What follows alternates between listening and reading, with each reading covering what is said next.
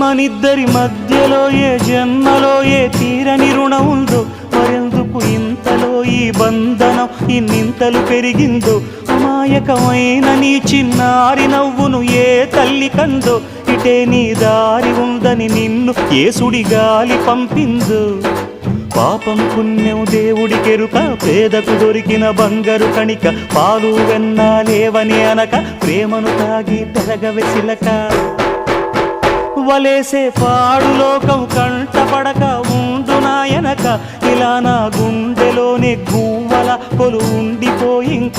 ఇటే పోస్తే ఎమున్నైనా నిలేస్తానే, మరింక ఏ కీడు నీ వంక రాలేదు.